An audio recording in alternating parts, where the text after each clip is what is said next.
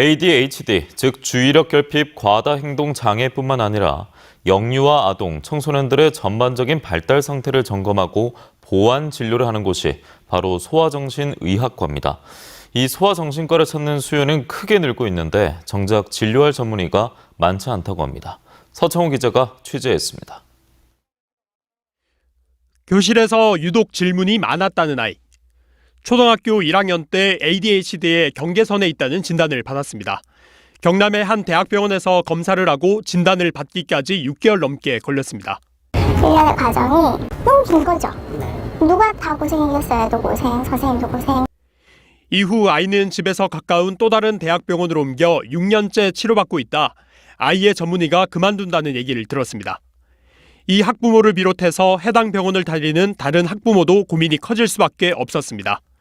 주변에 소아정신과 진료를 하는 전문의가 적어 병원을 구하기 쉽지 않은 데다 예약을 하려고 해도 벌써 6개월까지 차 있는 병원도 있으니까 빨리 알아보라고 저희한테 그러시더라고요. 애들하고 선생님하고 또 관계도 있고 이제 쉽게 옮겨지는 과도 아니고 하니까.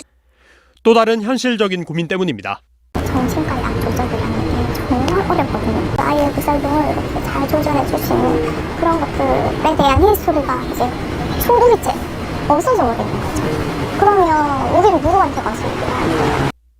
이렇게 ADHD 진료를 받은 영유아와 아이, 청소년들은 작년 기준으로 전국에 8만 3천여 명, 4년 사이 76% 가까이 늘어난 겁니다. 코로나19뿐만 아니라 최근 방송 프로그램의 영향으로 ADHD에 대한 인식이 달라졌다는 점이 병원을 찾는 비율이 늘어난 원인으로 꼽힙니다. 이에 반해 소아정신과 전문의는 경남 11명 등 전국에 300명 정도 있는 것으로 나타났습니다. 갈수록 늘어나고 있는 상담 수요와 달리 전문의 공급은 따라가지 못하고 있는 모양새.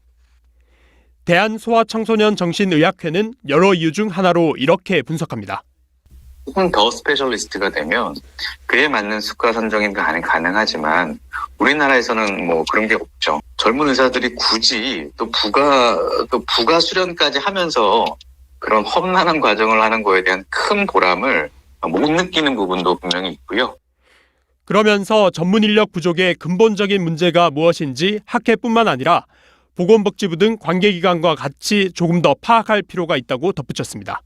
대한소아청소년정신의학회에 따르면 1년에 배출되는 소아정신과 전문의는 정신건강의학 전문의의 10% 수준인 15명 남짓 정도입니다. MBC 뉴스 서창호입니다.